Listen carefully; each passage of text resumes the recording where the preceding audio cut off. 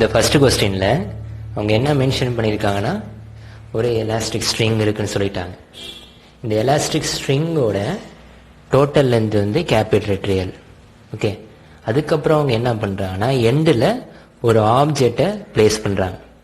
Okay, so அந்த object place பண்ணும்போது என்ன ஆகும், அந்த ஸ்ட்ரிங் வந்து கொஞ்சம் எக்ஸ்பேண்ட் ஆகும். ஸோ அதுதான் கொஞ்சம் கீழே இறங்கி வந்திருக்கு.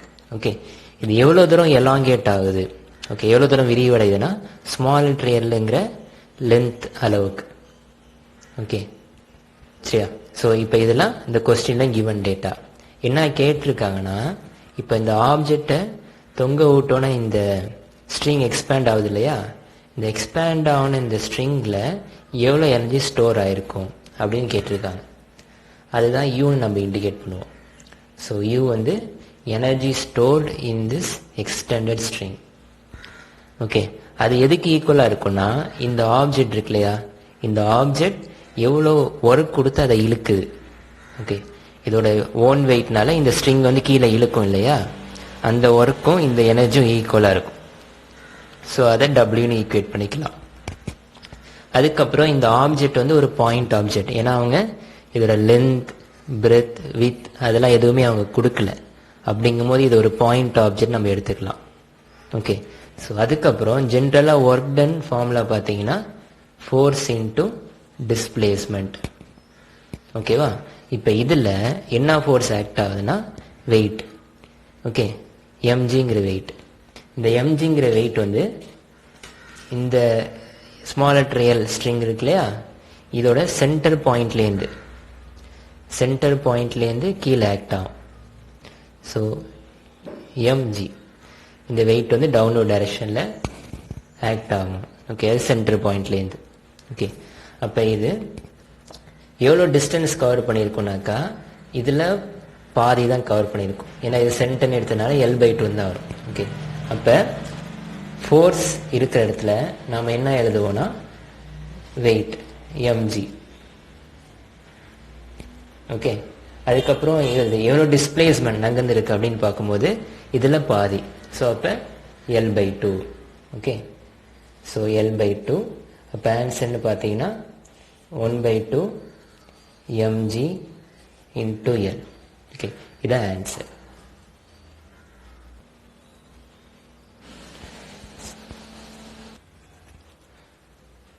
செகண்ட் கொஸ்டின்ல ஒரு ஸ்ட்ரிங் இருக்கு. அந்த ஸ்ட்ரிங்கோட எண்டில் ஒரு ஆப்ஜெக்டை அட்டாச் பண்ணி வெர்டிகல் சர்க்கிள் அவங்க ரொட்டேட் பண்றாங்க.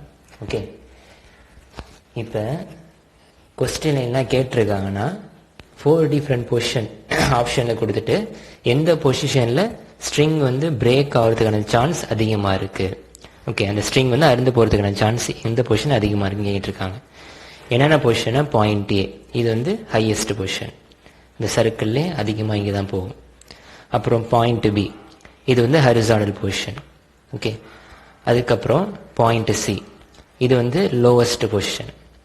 அப்புறம் பாயிண்ட் டி வந்து 60 டிகிரி ஃப்ரம் வெர்டிகல்னு சொல்லிட்டாங்க. ஸோ இந்த 4 பொசிஷனில் எந்த பொசிஷனில் வரும்போது ஸ்ட்ரிங் அருந்து போகிறதுக்கான சான்ஸ் அதிகமாக இருக்குது அப்படின்னு கொஸ்டின். இப்போ ஃபஸ்ட்டு பொசிஷன் ஏ பார்ப்போம். பொசிஷன் ஏல டென்ஷனுங்கிற ஃபோர்ஸ் எப்போதுமே டுவர்ட்ஸ் சென்டரில் ஆக்ட் ஆகும், அது கேபிட்டல் டி. அப்புறம் வெயிட் ஆஃப் தி ஆப்ஜெக்ட் அது எப்போதுமே டவுன்வர்ட் டைரக்ஷன் எம்ஜி. ஓகே, அதுக்கப்புறம் இது வந்து சர்க்குலர் பாத்தில் ரொட்டேட் ஆகுறதுனால சென்ட்ரிபிட்டல் ஃபோர்ஸ் இருக்கு இல்லையா, அது mv²/r அதுவும் ஆக்ட் ஆகும். அதோட டைரக்ஷன் எப்படி இருக்குன்னா சென்டர்லேருந்து வெளிநோக்கி ஆக்ட் ஆகும், அவுட்வர்ட் டைரக்ஷன் mv²/r. இப்போ இதோட ஈக்குவேஷன் பார்த்தீங்கன்னா இப்போ இது ரெண்டும் ஒரு டைரக்ஷன், இது வந்து ஆப்போசிட் டைரக்ஷன் ஆக்ட் ஆகுது இல்லையா. அப்போ tension at point A plus mg is equal to mv²/r.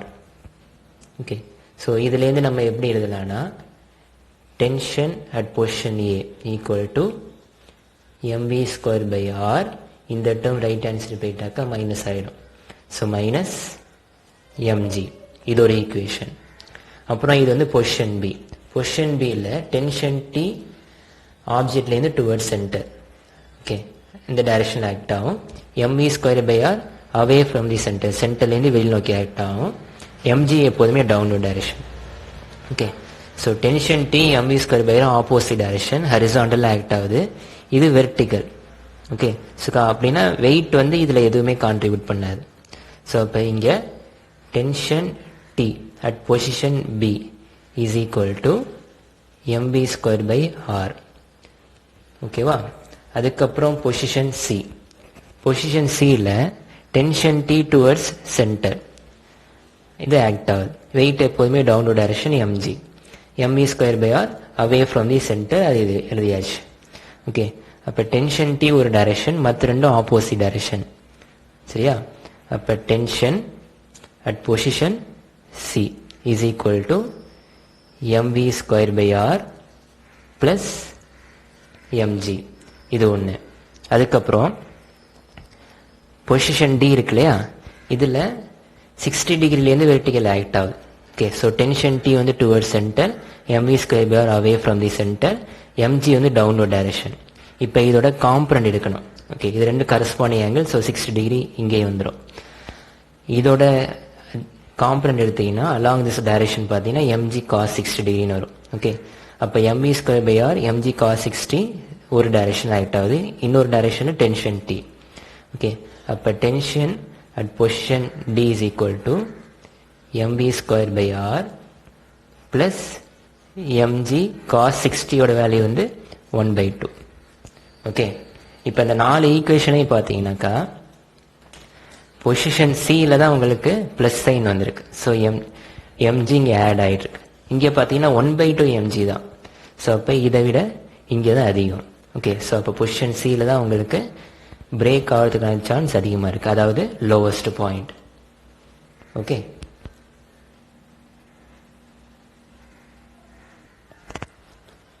Third question. இந்த தேர்டு கொஸ்டின் என்ன சொல்லியிருக்கானாக்கா, மேக்னெட்டிக் ஃபீல்டு ஒரு டைரக்ஷன் ஆக்ட் ஆகுது, நம்ம இங்கே இன்னொரு டைரக்ஷன் நம்ம எடுத்துக்கிட்டோம்.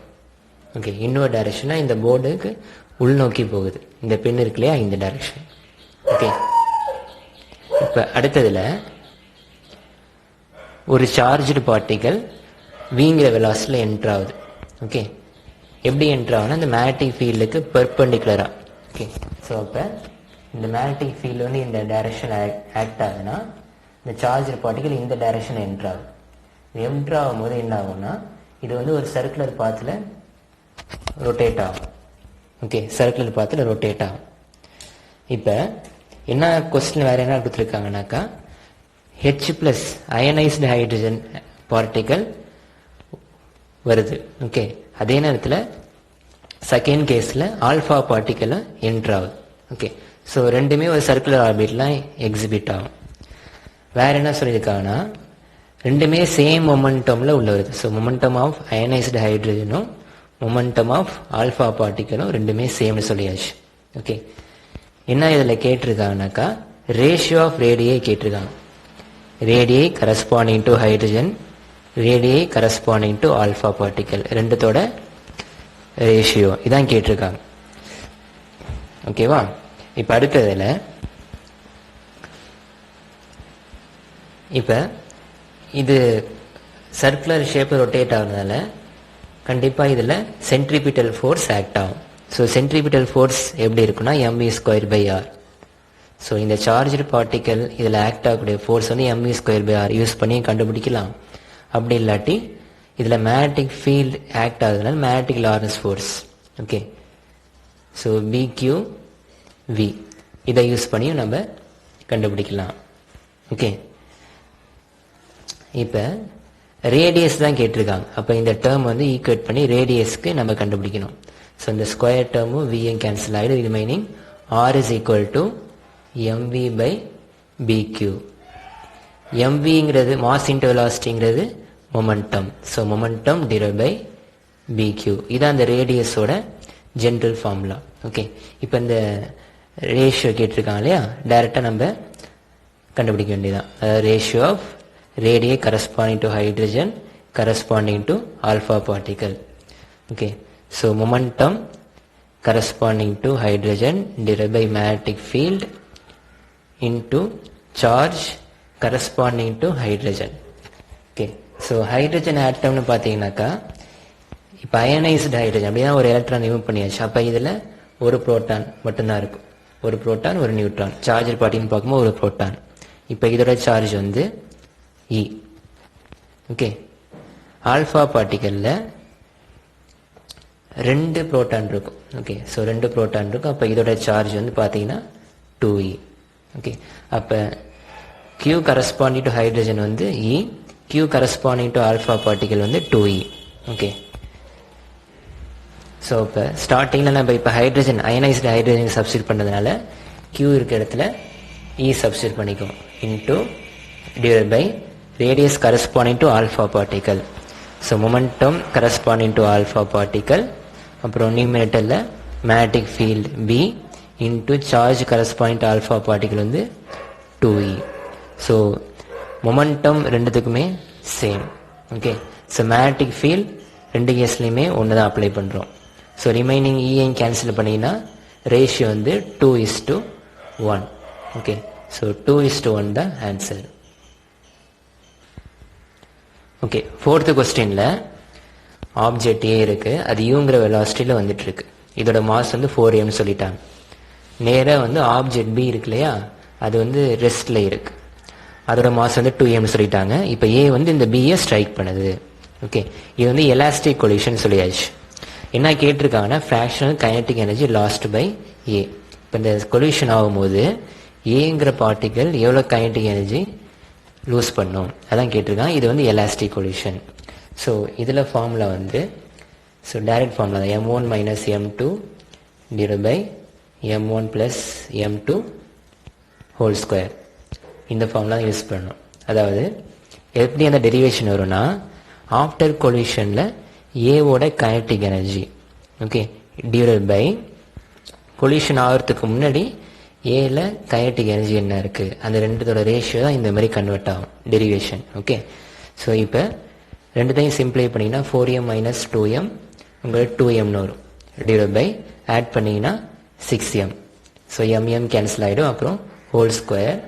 ஸோ சிம்பிளை பண்ணிங்கன்னா 1/3, அதை ஸ்கொயர் பண்ணிங்கன்னா 1/9. ஓகே, ஸோ 1/9 இதுதான் இந்த ஃப்ராக்ஷன் ஆஃப் கைனடிக் எனர்ஜி தான் ஏ வந்து லூஸ் பண்ணியிருக்கு. இதே கொஸ்டினை பி எவ்வளோ கைனடிக் எனர்ஜி கெயின் பண்ணியிருக்குன்னு கேட்டாங்கனாக்கா இது அப்படியே 1 மைனஸ் 1/9 சப்ஸ்டிட் பண்ணிங்கன்னா 8/9 வந்துடும். So 8/9 fraction of kinetic energy gained by B. Okay, இப்போ அவங்க ஏ கேட்டிருக்கிறதுனால 1/9ங்கிறது தான் ஆன்சர். கிளியரா? கொஸ்டின் நம்பர் 5ல் என்ன சொல்லியிருக்காங்கனாக்கா யங்ஸ் டபுள் ஸ்லிட் எக்ஸ்பெரிமெண்ட் இதை பேஸ் பண்ணி கேட்டிருக்காங்க. ஓகே, ஸோ இந்த டயக்ராமோட நம்ம சால்வ் பண்ணி நான் ஈஸியாக இருக்கும். இப்போ இதில் 2 ஸ்லிட் இருக்குது. 2 ஸ்லிட்டோட டிஸ்டன்ஸ் வந்து ஸ்மால் லெட்டர் டி. அப்புறம் ஸ்லிட்டுக்கும் ஸ்க்ரீனுக்கும் இடையில உள்ள டிஸ்டன்ஸ் கேபிட்டல் டி. ஓகே, அப்புறம் இது வந்து பேண்ட்வித் பீட்டா. ஓகே, இப்போ இதில் என்ன கொஸ்டின் என்ன கொடுத்துருக்காங்கன்னா ஆங்குலர் வித் கொடுத்துட்டாங்க. ஸ்டார்டிங்கில் இந்த அப்பேரட்டஸ் வந்து இடையில ஏர் மீடியமாக இருக்கும்போது angular with theta corresponding to air is equal to 0.2 டிகிரின்னு சொல்லியாச்சு.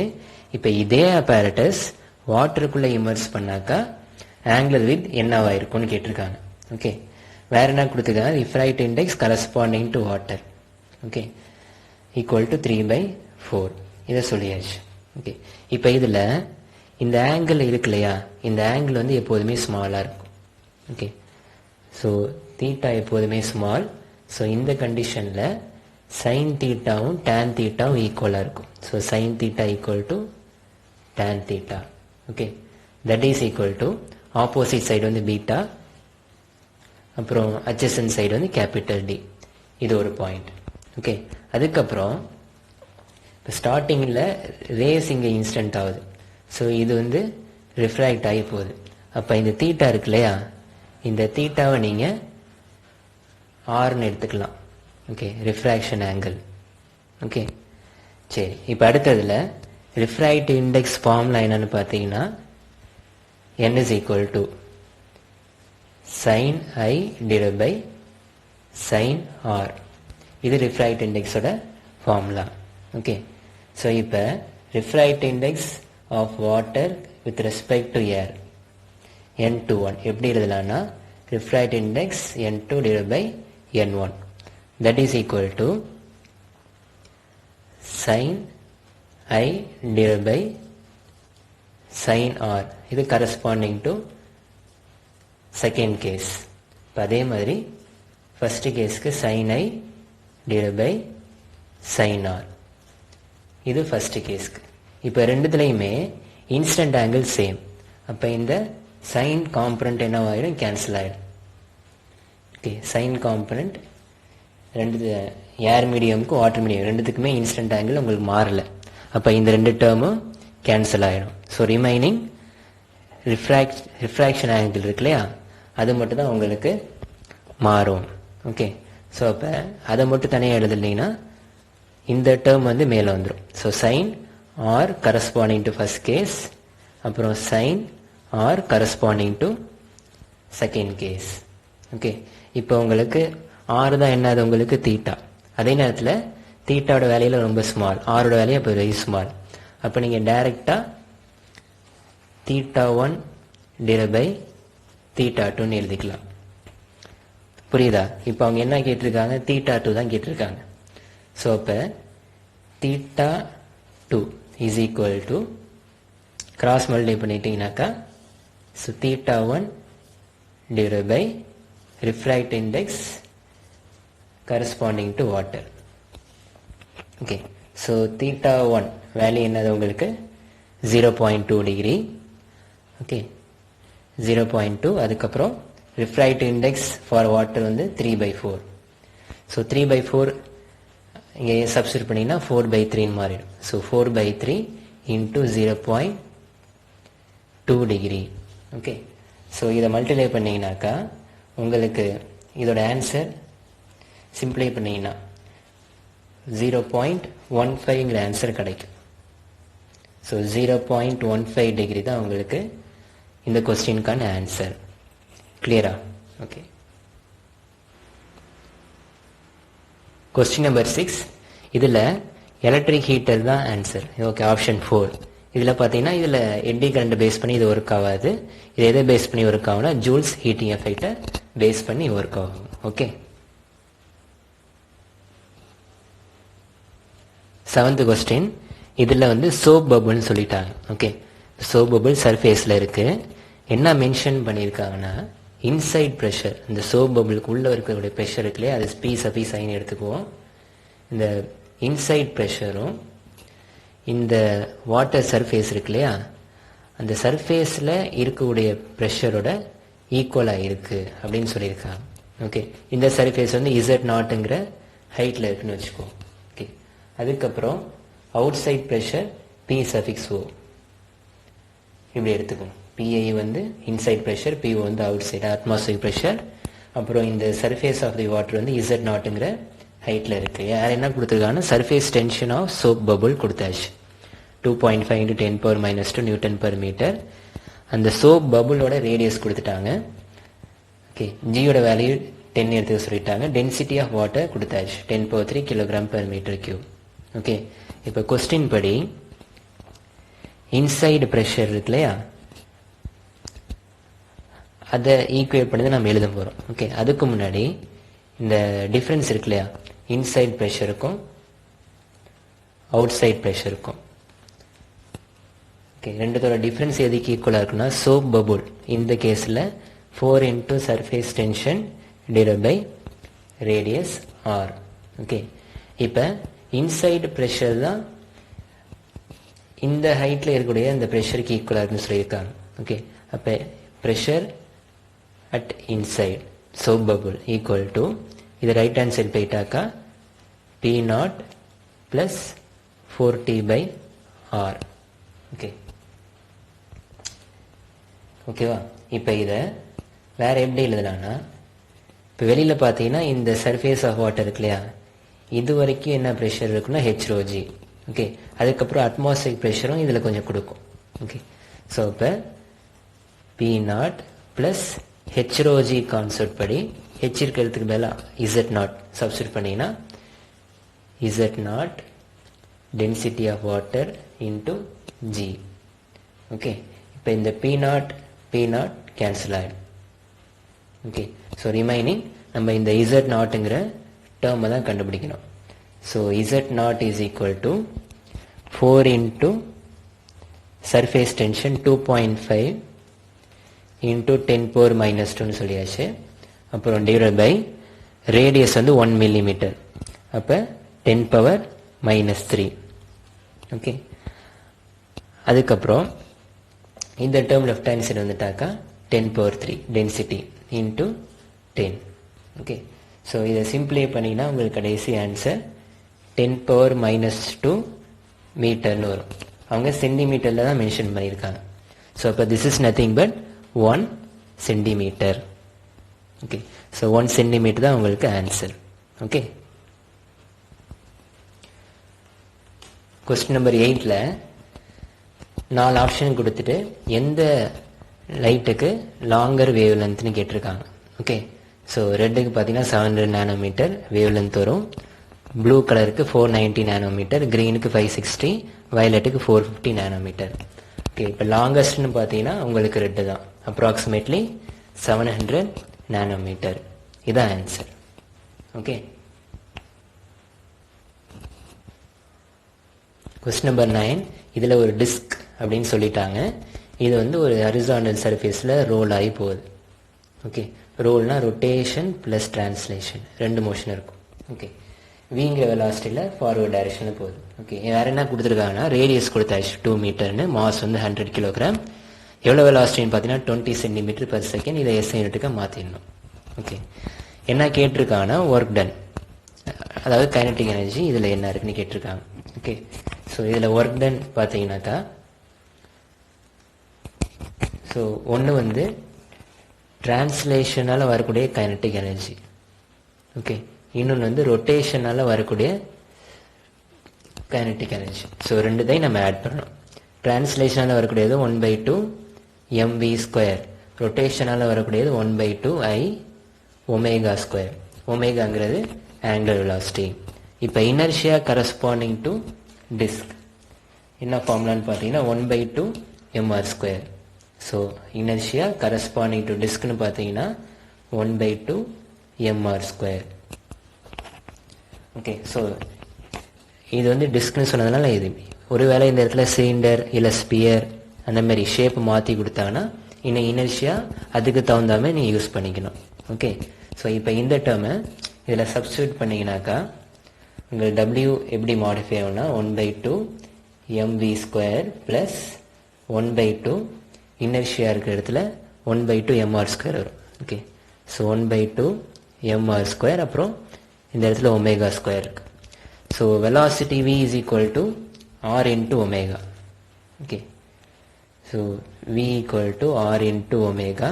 அப்போ இந்த டேர்ம் இருக்குல்லே r² ω², அதுக்கு பதிலாக நம்ம v² சப்ஸ்டியூட் பண்ணிக்கலாம். ஓகே, அதுக்கப்புறம் 1/2 into 1/2 1/4 ஆகிடும்.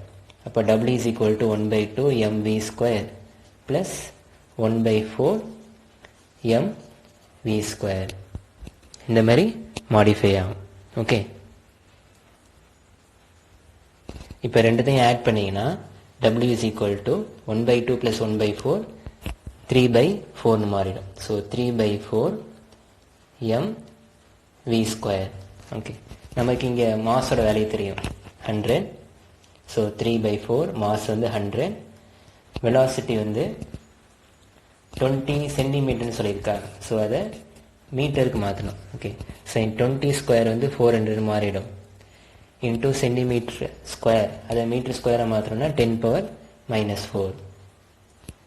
ஓகே, இதை சிம்பிளை பண்ணிங்கன்னா உங்களுக்கு ஃபைனலாக 3 ஜூல்னு ஆன்சர் வரும்.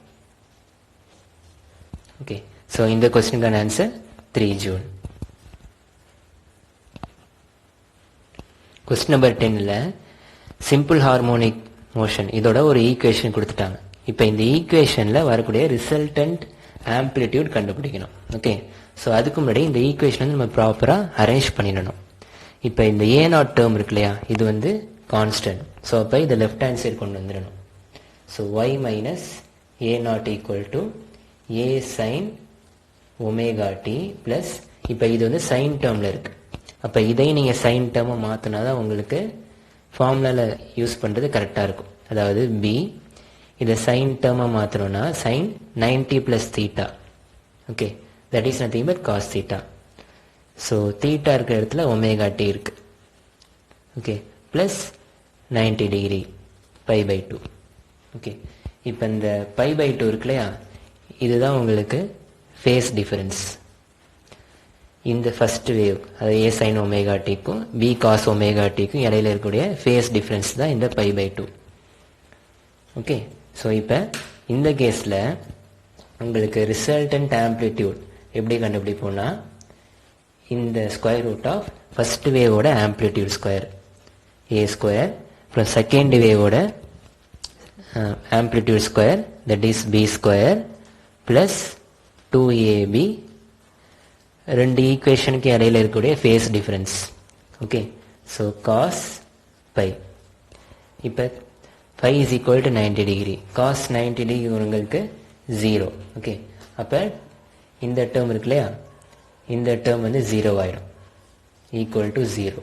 அப்போ remaining resultant amplitude is equal to a square plus b square.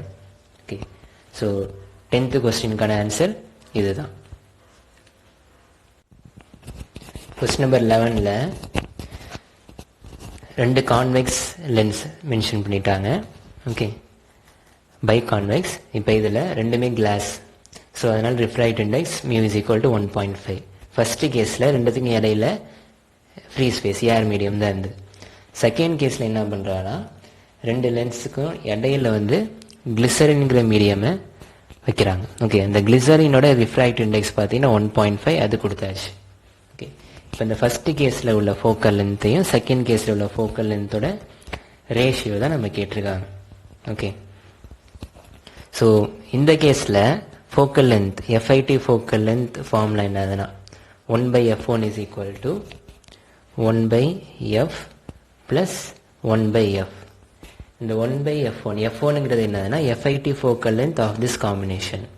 Okay, small letter f என்ன இண்டிகேட் பண்ணுதுன்னா ஒரு லென்ஸோட ஃபோக்கல் லென்த், இது வந்து செகண்ட் லென்த். ஸோ ரெண்டுமே ஒரே மெட்டீரியல்னால ரெண்டுமே ஒரே வேல்யூ தான். Okay, so that is equal to 2/f.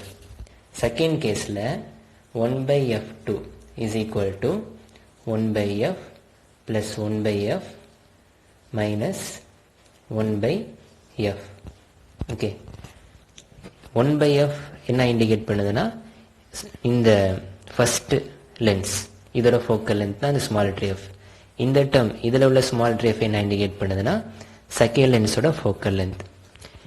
இது வந்து இடையில இருக்கக்கூடிய இந்த கிளிசரின் இருக்கு இல்லையா, அந்த கிளிசரினோட ஃபோக்கல் லென்த். இது வந்து கான்வெக்ஸ் ஷேப் வராது. ஓகே, ரேஸ் அப்படியே பிரித்து விட்டுரும். ஓகே, டைவர்ஜ் பண்ணும்.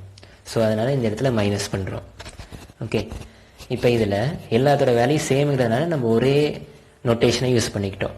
கிளாஸ்க்கும் சரி இந்த கிளிசரிங்கும் சரி 1.5ங்கிறதுனால நம்ம அதே நோட்டேஷன் யூஸ் பண்ணிக்கிட்டோம். ஓகே, ஸோ இந்த ரெண்டு டேர்ம் இப்போ கேன்சல் ஆகிடும். So that is equal to 1/f. இப்போ அவங்க என்ன ரேஷியோ கேட்டிருக்காங்கனாக்கா, ஃபர்ஸ்ட் கேஸ்க்கும் செகண்ட் கேஸ்க்கும் இடையில இருக்கக்கூடிய ஃபோக்கல் லென்த்தோட ரேஷியோ தான் கேட்டிருக்காங்க, அதாவது f1/f2. ஓகே, ஸோ அப்போ f1 பார்த்தீங்கன்னாக்கா f/2ன்னு வந்துடும்.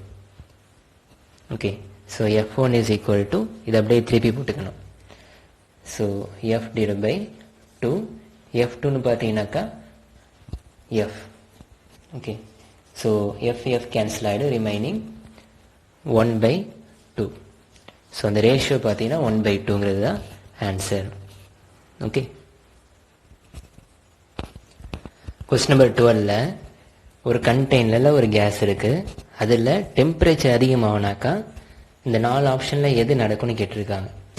ஓகே, இப்போ ஒரு கண்டெய்னரில் நம்ம டெம்பரேச்சர் அதிகமாகனா கண்டிப்பாக அதோட மாஸ் வந்து அதிகமாக போகிறதில்ல. ஓகே, அப்போ ஃபர்ஸ்ட் ஆப்ஷன் வராது. செகண்ட் ஆப்ஷனில் கைனடிக் எனர்ஜி அதிகமாகும்னு சொல்லியிருக்காங்க. ஓகே, இது வந்து ரைட். அதாவது கைனடிக் எனர்ஜி நம்ம என்ன ஃபார்முலா யூஸ் பண்ணுவோம்னா 3/2 into Boltzmann constant into number of molecules of the sample into temperature. Okay, temperature வந்து கெல்வின்ல இருக்கணும்.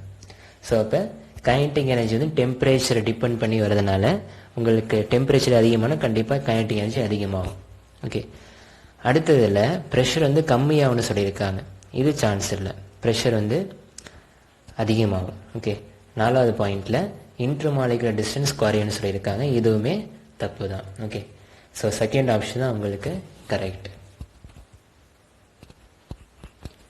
கொஸ்டின் நம்பர் 13ல் எலக்ட்ரான் வந்து ஆசிலேட் பண்ணுறாங்க. ஓகே, இவ்வளோ பொட்டென்ஷியல் கொடுத்து.